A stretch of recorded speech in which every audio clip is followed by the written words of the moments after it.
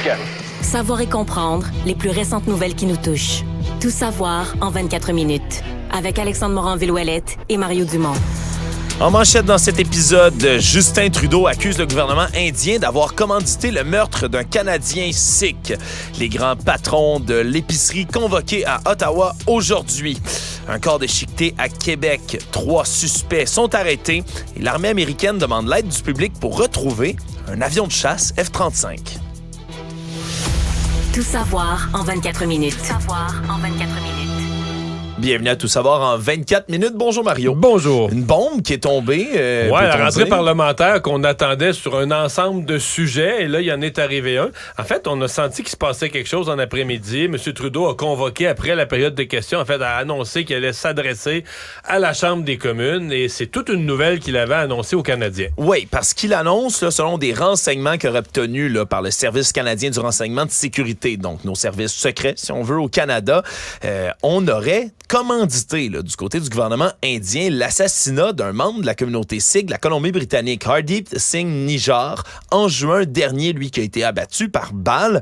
Et là, ça tombe bien évidemment dans un contexte où on vient tout juste d'avoir une rencontre pour le G20 en Inde. Qui n'a pas super bien été. Qui n'a pas super bien été, dans laquelle Justin Trudeau est resté coincé, problème d'avion. Mais hors de tout ça, semble-t-il qu'il a même discuté avec le président indien, là, M. Narendra Modi, le premier ministre, plutôt quand ils se sont rencontrés là, au G20, qui a amené les préoccupations autour de tout ça. Vous savez que ça s'était pas bien passé, on savait pas exactement. C'est sûr que ça explique peut-être, on dit que c'était pas bien passé pour M. Trudeau, mais c'est certain que si t'amènes au président Modi, là, nous, on a des renseignements en ce sens-là, on va les rendre publics d'ici une semaine ou deux, que l'autre bord, lui, il peut pas dire « Ah, pas de problème, vas-y », là, il doit trouver ça un petit peu désagréable. Ouais. J'ai trouvé ça extrêmement grave. D'ailleurs, tous les chefs de parti se sont exprimés. Même Pierre Poilievre, qui habituellement, on s'entend être complètement diamétralement opposé à Justin Trudeau, qui a appelé même à l'unité en disant qu'il fallait se tenir debout face aux affronts comme ça à la souveraineté canadienne. À la souveraineté canadienne, absolument. Mais c'est inimaginable. D'abord, réglons une chose. Les services de renseignement canadiens, M. Trudeau dit, ont des raisons de croire, mais on parle jamais à l'affirmatif. On parle d'une possible implication d'agents de l'Inde dans l'assassinat de l'individu, là, de M. Nijjar, mais tu dis, attends un peu, là. Mettons que les services de renseignement canadiens disent, c'est pas trop sûr, 50-50. Est-ce que tu l'annonces à la Chambre des communes? On ferait pas lever le premier ministre à la Chambre des communes pour l'affirmer. C'est tellement grave dans les relations diplomatiques entre le Canada et l'Inde, que si Justin Trudeau se lève en Chambre et dit, on soupçonne que l'Inde, c'est parce qu'on soupçonne à 99,99, parce qu'on a vraiment des renseignements solides qui permettent de craindre que... Oui, puis c'est des renseignements, bien évidemment, on comprendra, Mario, que nous, le grand public, ne saurons probablement jamais, là, parce quand on parle de renseignements qui sont secrets comme ceux-là, mais c'est des informations qui filtrent là, dans les milieux comme ça, du renseignement, des hautes sphères. On va pas commencer à dire au grand public, oui, mais c'est parce que nous, on a un agent à tel endroit qui est écouté. On peut pas parler de tout ça, bien évidemment, mais on a déjà commencé à prendre des actions diplomatiques, puis assez sévères, merci. Mélanie Joly, ministre des Affaires étrangères, il y a quelques instants à peine, qui vient d'expulser, là, annoncer l'expulsion d'un diplomate indien du plus haut niveau. C'est ce qu'on dit, là, sans dire directement son nom. 2 expulsions. Mélanie Joly, son mandat est mouvementé. Elle a expulsé un diplomate chinois il y a quoi, à moins de 6 mois. Oui. Et là, maintenant, un diplomate indien. Donc, en quelques mois, tu expulses des diplomates des 2 pays, les 2 plus gros pays du monde en population. Là. Oui, exactement. Donc, on veut faire...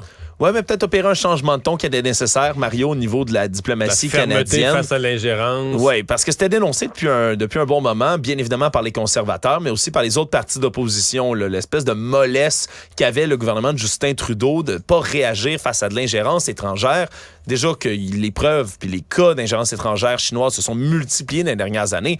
Là, d'en voir un comme ça qui provient de l'Inde, c'est un autre ordre quand même là, de gravitude. Donc, ce sera à voir pour le reste, Mario, mais c'est vraiment une bombe là, qui est tombée comme ça aujourd'hui à laquelle on s'attendait peut-être pas, puis qui vient expliquer aussi pourquoi, il y a quelques jours, la ministre du Commerce international, Mary Ng, qui a été, elle, là, qui a reporté sa mission commerciale en Inde, ni plus ni moins, qui était censée s'y rendre, qui l'a annulée. Donc, ça explique bien des choses aussi, Mario, puis va falloir voir là, quelle va être la réaction. Parce qu'au moment où Justin Trudeau fait ça, il a sûrement averti l'Inde là, que ça allait. Je pense qu'en termes diplomatiques, même si tu sais que ça va leur déplaire, tu leur annonces d'avance que ça va arriver. Ouais. Mais au moment où c'est fait au Canada, en Inde, c'est la nuit. Ouais. Mais là, demain, là, écoute, c'est le monde entier. Là. Quand un pays du G7, le Canada, dit, nous autres, on a un de nos diplomates qui, on pense, a été assassiné, puis en sous-main derrière ça, il y a un agent du gouvernement indien, ben... C'est une nouvelle qui va faire le tour du monde et qui va mettre l'Inde dans l'embarras demain. Oui, ça va être un dossier clairement à suivre pour le reste de la semaine. Les implications diplomatiques vont être à déterminer autour de tout ça. Est-ce que l'Inde va nier? Est-ce que l'Inde va vouloir se venger en expulsant aussi des diplomates canadiens de leur pays? C'est le genre de traction qui peut arriver, puis ça va être à suivre, bien sûr. Le sujet, en fait, qui était censé être la principale préoccupation cette rentrée parlementaire, c'est la stabilisation des prix de l'alimentation. D'ailleurs, les grands patrons des épiceries sont arrivés aujourd'hui à Ottawa pour venir discuter justement d'un plan de stabilisation éventuel du prix des aliments. Puis on avait, quand on dit les géants, là, c'est ni plus ni moins que les présidents et chefs de la direction, par exemple, de Metro, mais également Costco, Sobeys, Walmart, Loblaw, qui étaient présents aujourd'hui, qui se sont rendus, puis qui ont dû passer devant les journalistes, pas très heureux de le faire pour la plupart. Pas si bavard. Pas très bavard, pas très souriant non plus, mais qui ont rencontré le ministre de l'Industrie, François-Philippe Champagne, la vice-première ministre Chrystia Freeland également, et devaient justement commencer à présenter des ébauches d'un plan de stabilisation du prix des aliments d'ici l'Action de grâce, sous peine de mesures fiscales. C'est ce qu'on a déjà annoncé du côté du gouvernement de Justin Trudeau. Donc, c'était la première réunion d'une série, là, il va y en avoir d'autres, évidemment, dans lesquelles on va se rencontrer. Ça va être intéressant à suivre, Mario, parce qu'on va aussi rencontrer les autres éléments de la chaîne de distribution alimentaire, les transformateurs, les distributeurs aussi qui vont être impliqués. Au début, ça me fait sembler une espèce d'opération, si on veut, là, un show boucan, en bon français, là, de Justin Trudeau, qui arrivait, qui devait prendre action au début de son caucus. Mais là, il semble avoir un plan quand même plus étoffé. Là. Écoute, les prix de l'alimentation, de l'épicerie ont augmenté, c'est... vraiment frappant, indiscutable. Il y a des affaires, parce que j'entends, il manque de concurrence. Bon, peut-être qu'il en manque à certains éléments de la chaîne, mais par exemple, dans le détail, tu as déjà 3 joueurs en concurrence au Canada. On vient de les nommer. Le Metro, Sobeys, le Metro Empire, le groupe Sobeys, et Loblaw. Mais eux, là, bon, mettons que tu dis, eux, ils fonctionnent un petit peu en oligopole, ils se tiennent pour les prix. Là. OK, mais là, il est rentré, là, celui là, qu'on décrit sur Terre comme le champion du capitalisme sauvage qui veut tout détruire les compétiteurs, Walmart, qui veut tout détruire les compétiteurs avec des bas prix, qui est rentré dans le marché puis il y a des épiceries maintenant, partout, des épiceries à peu près complètes. Puis là, t'as Costco dans le décor, qui est un autre géant américain, une des entreprises les plus en croissance dans le commerce de détail avec son modèle d'affaires. Puis là, maintenant, t'as Dollarama, qu'il faut compter comme... Il n'y a pas de frais, OK? Il n'y a pas de viande, il n'y a pas de fruits, il n'y a pas de légumes, il n'y a pas de frais. On se comprend. Mais... regardez les chiffres de Dollarama là, qui sont sortis la semaine passée. Ils battent des records d'augmentation de vente et ils l'avouent, ce qu'on vend de plus, c'est de la bouffe, là, des cannes, parce que c'est moins cher. Puis là, on a vu les prix du ketchup de plein d'affaires, mais significativement moins cher. Et là, les bouteilles de ketchup qui se vendent chez Dollarama, ils se vendent pas chez Loblaw, chez Sobeys, chez Metro. Là. Donc, il y a, quand on dit qu'il n'y a pas de concurrence, il n'y a pas assez de concurrence, il faudrait décortiquer le long de la chaîne. Mais en tout cas, à première vue, sur les tablettes, là, il y a une concurrence assez vive. Chacun a ses circulaires, ses rabais, ses prix. Mais je sais que c'est cher pareil. Mais il faut juste s'attaquer à la bonne place. Oui, puis ça va être intéressant à suivre aussi parce que selon l'Organisation des Nations Unies pour l'alimentation et l'agriculture, en ce moment, il y a déjà des prix en stabilisation dans le domaine de l'alimentation en ce moment. Là, on est déjà en train d'observer tout ça pour tout ce qui est produit alimentaire. Là, en dehors du riz et du sucre, semble-t-il, ça stabilise au niveau mondial complètement. Donc, est-ce que d'arriver avec un plan de stabilisation à ce point-ci, alors où il y a déjà une stabilisation naturelle qui s'opère, c'est le bon plan pour le gouvernement de Justin Trudeau? Ben, ça va être à suivre, mais clairement que de rencontrer tout le monde dans l'industrie, ça peut ne pas faire de mal. Politiquement, ça peut pas être mauvais. Pour le gouvernement, ça peut pas être mauvais là, de dire que juste le fait qu'ils s'intéressent au prix de l'épicerie. Là, puis juste les faire défiler puis venir comme ça, Mario. Là, parce que le public ça fait là, veut pas. Ouais, c'est ça. On regarde les gens ont de la misère à aller s'acheter des chips, des toasts à l'épicerie. Puis là, tu regardes qu'est-ce qui se passe. Les géants, les richissimes hommes d'affaires qui débarquent la main basse devant les journalistes à Ottawa, convoqués. Venez-vous-en, on va parler de prix. Juste ça, je pense que ça a quand même de la bonne symbolique. On se comprend. Actualité. Tout savoir en 24 minutes. Ce qui a retenu beaucoup d'attention aujourd'hui, c'est cette triple arrestation qui s'est effectuée dimanche soir à Kanawake. 3 suspects présumés dans une affaire de meurtre, Mario, complètement sordide, dans laquelle on aurait mis un corps littéralement à la déchiqueteuse. 3 suspects, je disais. Une déchiqueteuse de copeaux, une déchiqueteuse d'une entreprise d'émondage. C'est complètement malade. Oui, parce que ce matin, on fouillait une résidence en ce moment dans laquelle le meurtre aurait été commis à l'origine. La résidence de François Bouchard, un homme de 31 ans, qui fait partie des 3 complices arrêtés, les 3 complices présumés. Et ça, c'est à Contrecœur, région de Sorel. Exactement. Parce que les restes humains, eux, ont été trouvés à l'ancienne Lorette. Puis hier, là, l'histoire était traitée un peu comme une histoire de la région de Québec. Mais finalement, on se rend compte que c'est juste une place où selon les informations, c'est juste une place où on serait allé se disposer du corps. Là. Exact. Ben, à Contrecœur, c'est ça. À Contrecœur, premièrement, mais là, on aurait commis le meurtre, selon les premières informations. Après ça, on se serait dirigé là, proche de la frontière de Québec puis Saint-Augustin-des-Morts. Là. On aurait trouvé le terrain d'un émondeur, justement quelqu'un qui avait le genre d'équipement pour commettre ce qu'ils ont fait par la suite, c'est-à-dire mettre le corps dans la machine à émonder, puis ensuite aurait mis le feu en plus par-dessus tout ça à ce qui... On se comprend, je ne veux pas utiliser des termes trop forts, mais ce qui restait à ce moment-là là, du cadavre qui ont été incendiés. Puis on a abandonné les restes de la victime là, sur place. Victime d'ailleurs qui n'a toujours pas été nommée à ce point-ci. L'émondeur à qui appartient le terrain n'aurait pas de lien du tout avec cette affaire-là. Mais là, ce qu'on apprend, c'est que c'est un meurtre qui pourrait être lié au crime organisé, entre autres. Là, et on apprend qu'un des 3 suspects, celui justement où la résidence a été fouillée, là, François Bouchard, 31 ans, fait partie de ces 3 co-accusés pour l'instant et aurait, lui, des liens avec un gang de rue, entre autres. Là. C'est ce qu'on a appris dans les dernières heures. Et ils sont accusés pour l'instant, les 3, là, d'outrage à un cadavre, là, d'ailleurs, au Palais de justice de Québec. Il n'y a pas d'accusations de meurtre qui sont encore tombées, là? Hein? Pas pour l'instant, non. Là. On comprend qu'on reste encore preuve à faire, qu'on voulait fort probablement, du côté des policiers, leur mettre la main au collet pour commencer, puis ensuite étoffer le dossier. On les a interrogés toute la journée. Est-ce qu'ils ont eux-mêmes commis le meurtre ou est-ce qu'ils sont des exécutants qui se faisaient payer, parce qu'on a déjà vu ça dans le monde du crime organisé. Oui. Des exécutants. Des nettoyeurs. C'est ça, des nettoyeurs. Ils se font payer pour se débarrasser d'un cadavre. C'est une job de tel prix, tel montant d'argent. Tu nous arrange-toi, tu nous débarrasses du cadavre. Voilà, donc, puis on se comprend, le genre de modus operandi, c'est ce qui pousse beaucoup d'experts à affirmer que ce serait lié au crime organisé, outre les liens, bien évidemment, de M. Bouchard avec un gang de rue, les liens présumés.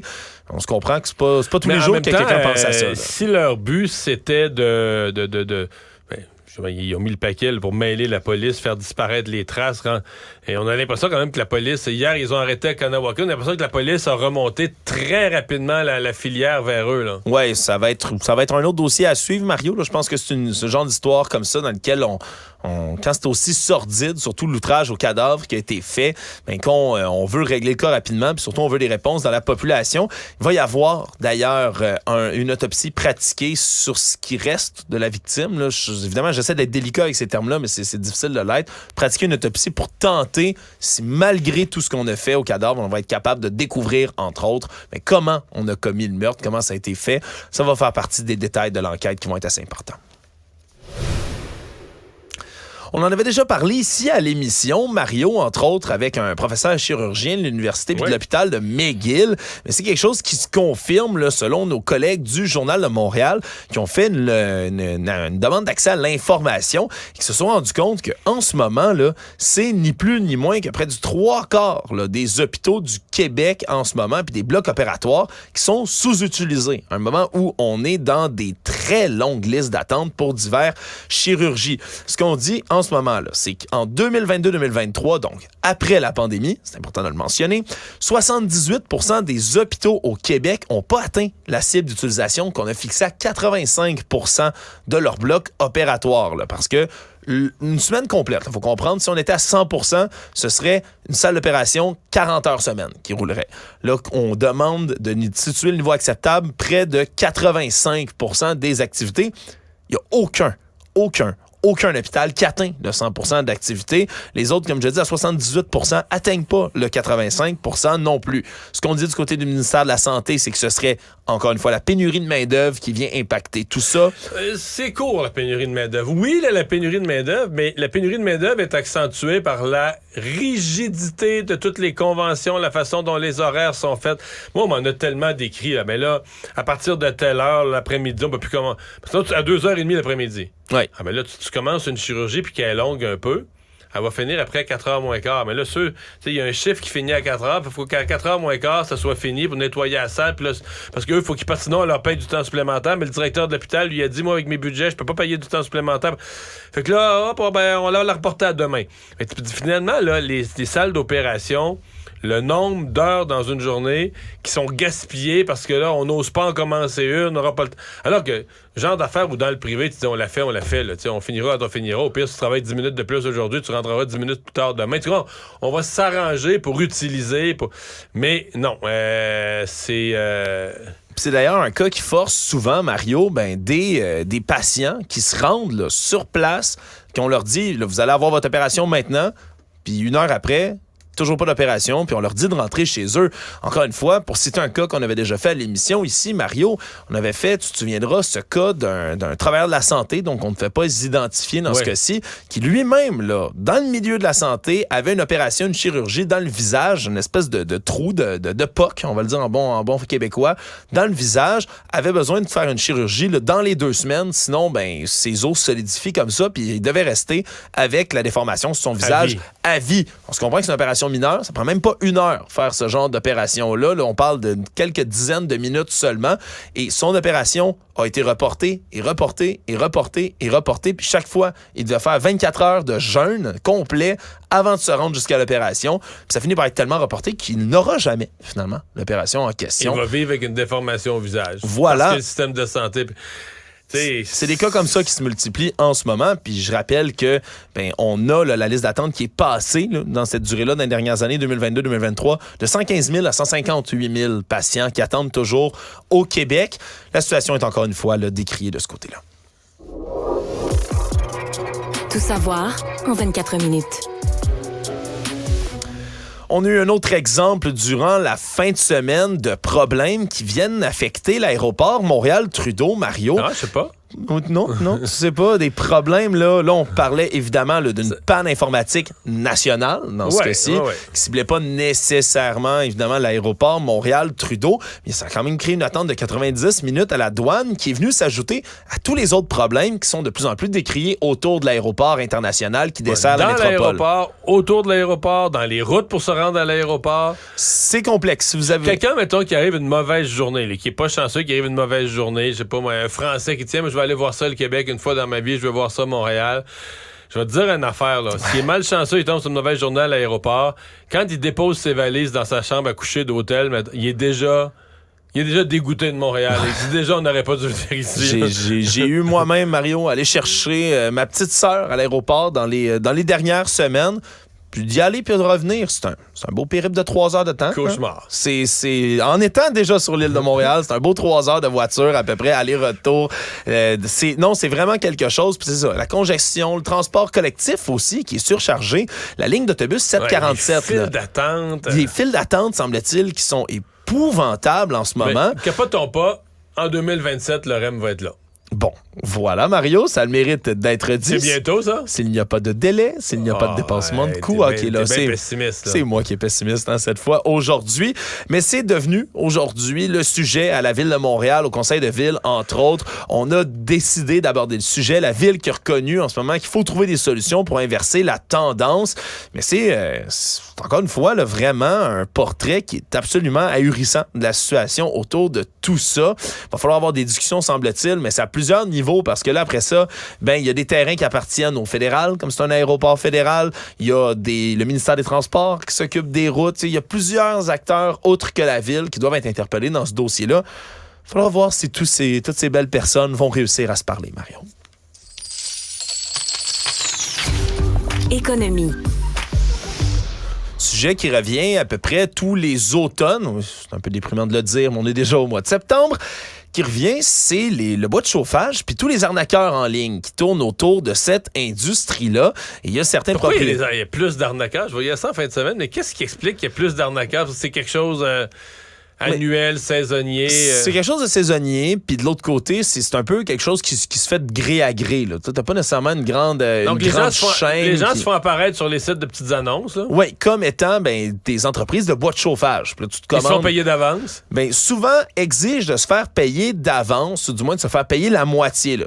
La plupart du temps, par exemple, là, vous demandez 10 cordes de bois, 100$ la corde de bois. Puis là, on vous dit, regardez, là, vous en avez commandé 10, c'est 1000$, vous payez 500 tout de suite, vous payez 500 qu'on vient, vous le portez, faut réserver tout ça, payable à la livraison.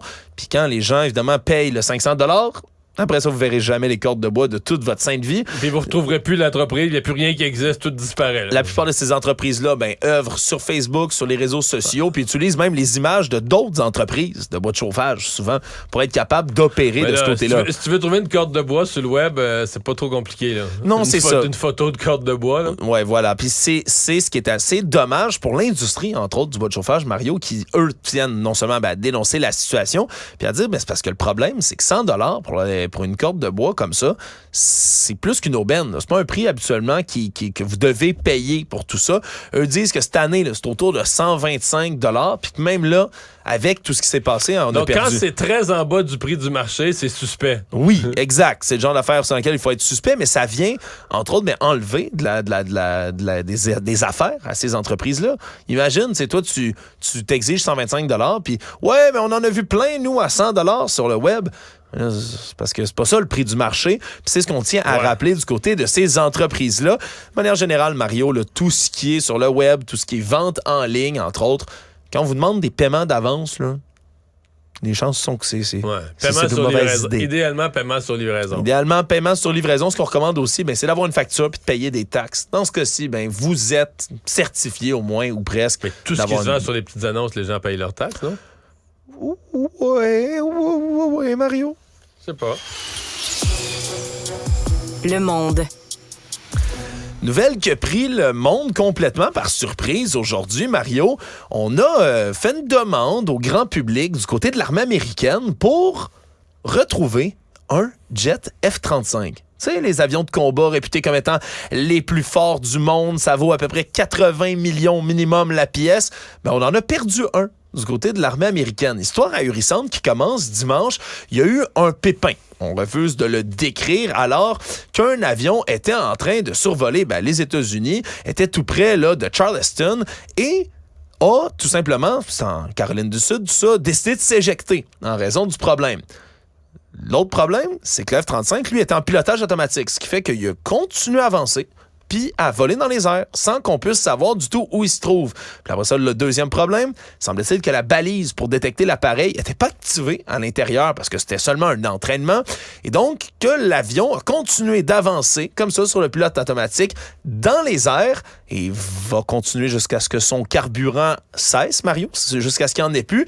Et le pire dans tout ça, mais comme c'est des avions qui sont réputés furtifs et qui ont des technologies furtives, puis on n'est pas capable de le retrouver du côté de l'armée. Il ne rentre pas sur les radars. Il rentre pas sur les radars du tout. Alors, dans un événement qui s'en vient complètement embarrassant pour l'armée américaine, mais on n'est pas capable de retrouver l'avion.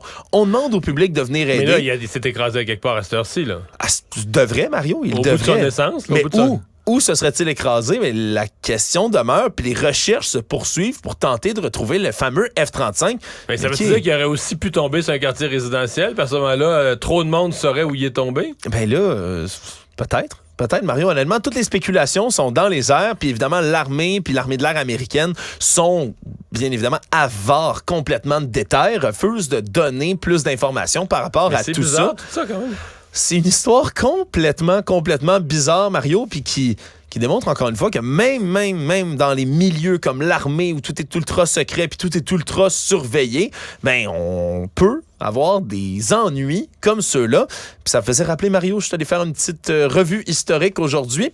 Au moins 32 reprises depuis la guerre froide, on a égaré pendant un certain moment des bombes atomiques et des bombes nucléaires du côté des États-Unis et de leurs alliés. Et à ce jour, il y a 3 bombes atomiques qu'on n'a jamais récupérées, qui sont dans le fond de l'eau, 2 dans l'océan, 1 dans un lac, semble-t-il. 3 bombes atomiques. Impossible d'aller les récupérer. Comme quoi, on peut perdre un jet, on peut perdre une bombe atomique. Si vous perdez vos clés, sentez-vous pas trop mal. Résumer l'actualité en 24 minutes, c'est mission accomplie.